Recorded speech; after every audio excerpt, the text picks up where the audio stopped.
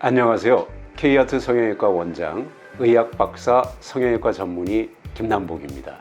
오늘은 이마에 필러, 지방이식 또는 보형물들을 넣고 나서 생기는 여러 가지 부작용에 대해서 또 그 재수술에 대해서 알아보고 설명을 해드리도록 하겠습니다.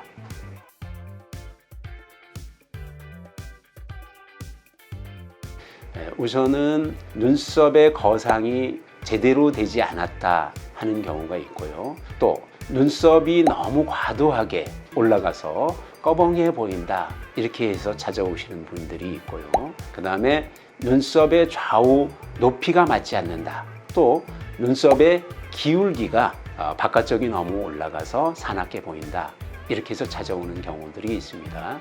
하지만 최근에 많이 느는 경우는 단순하게 거상을 하였는데 이마에 볼륨이 살지 않아서 또는 눈썹뼈, 아이홀뼈 등의 절삭을 동시에 했어야 되는데 그런 것들이 이루어지지 않아서 당연히 눈썹뼈 돌출이라든지 아이홀뼈 돌출이 그대로 남아 있어서 그거를 추가로 하고 싶어서 찾아오시는 분들이 많이 늘고 있는 추세입니다. 그래서 이마에 반드시 거상을 할 때는 볼륨 수술도 함께 하고 눈썹뼈 돌출이라든지 아이홀뼈 돌출이라든지 눈썹의 기울기라든지 이런 것도 함께 교정을 시행할 수 있도록 하였으면 좋겠습니다.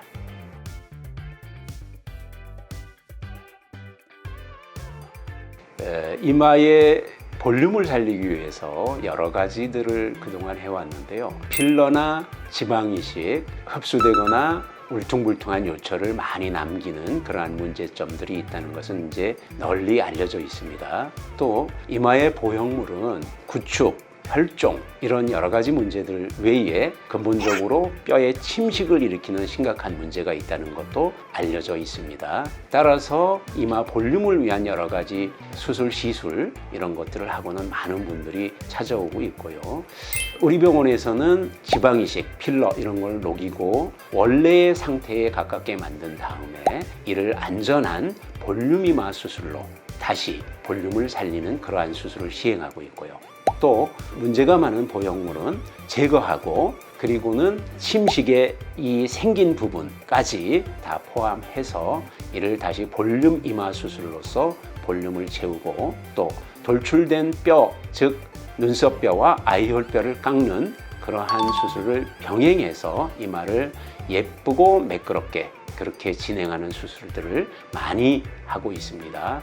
물론 지금 질문 주신 바와 같이 재수술은 가능하고 또 개수술을 하여야 하고 그러한 수술들이 실제로 많이 이루어지고 있습니다.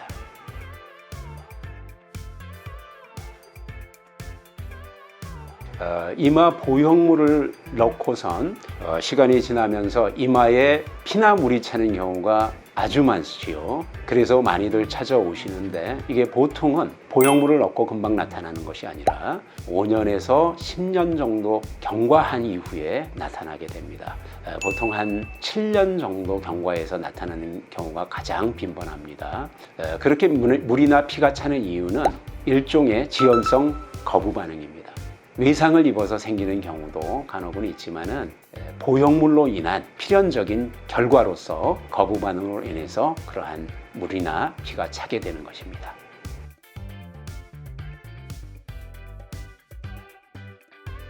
이렇게 뼈가 침식되는 이유는 피막이 형성되면서 그 피막이 자꾸 두꺼워지면서 뼈를 깎아 들어가게 됩니다. 그 두께만큼만 들어가는 것은 아니고 물론 침식은 계속 뼈를 눌러서 두개골 전층을 파고 들어가는 그러한 심각한 문제가 생길 수도 있습니다.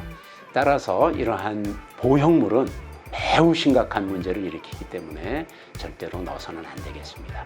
이 사진은 보형물에 의해서 뼈가 크게 침식된 그러한 경우입니다. 사진의 위쪽을 보면은 두개골보다 약간 뿌연하게 보이는 그러한 것이 바로 실리콘 보형물인데요. 그 위쪽 끝을 보게 되면은 실리콘이 두개골을 파고 들어가서 두개골의 거의 전층을 침식해 버렸습니다. 불과 두개골의 약 1, 2mm만 남아있는 상태입니다. 즉 1, 2mm만 더 파고 들어가면 바로 뇌까지 뚫릴 뻔한 그러한 경우입니다. 이것이 좌우로 길게 이렇게 패인 심각한 상황이고요. 이 부분이 매우 약해져 있기 때문에 혹여 이마 앞부분에 타격을 입는다면 약해진 부분으로 인해서 뼈가 뒤로 쉽게 물려 들어갈 수 있는 매우 위험한 상태입니다. 이렇게 침식이 되는 이유는 바로 보형물, 그리고 그로 인해서 2차적으로 생긴 피막이 원인입니다.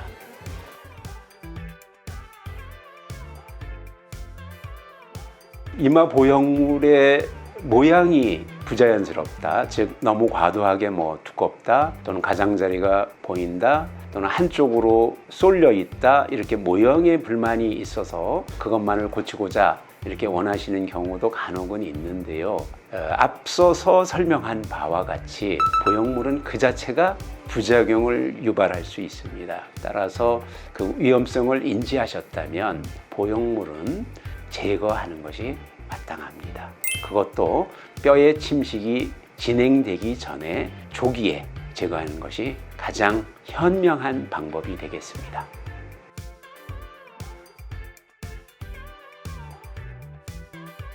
이거를 다시 살리는 것은 우리 볼륨 이마 수술을 통해서 다시 살릴 수 있습니다. 즉 눈썹 부위에 살을 고랑으로 올려서 메우고요. 가장자리인 눈썹부는 따라서 낮추고, 또 눈썹뼈, 아이홀뼈를 깎아서 낮추게 된다면 다시 그 볼륨을 살리고 또 이마를 매끄럽고 동그랗게 만들 수 있겠습니다. 따라서 보형물 제거 이후에 제거로 인해서 과거의 모습으로 돌아가거나 다시 미운 이마가 되지 않을까 하는 것들은 어느 정도 우리 볼륨 수술과 뼈 수술을 통해서 다시 극복하고 때로는 더 예쁘게 그렇게 만들 수 있기 때문에 너무 걱정하지 않으셔도 되겠습니다.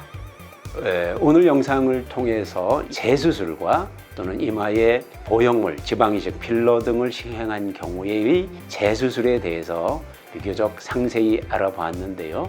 그래도 좀 더 궁금한 점, 상세하게 알고 싶은 점, 그런 것들이 있으시다면 우리 홈페이지에 질문을 해주시거나 카톡 아이디 KARTPS362로 질문을 올려주시면 그에 대해서 자세하게 친절하게 안내해 드리도록 하겠습니다. 영상을 시청해 주셔서 감사합니다. 이상 KART 성형외과 원장, 의학박사, 성형외과 전문의 김남복이었습니다. 감사합니다.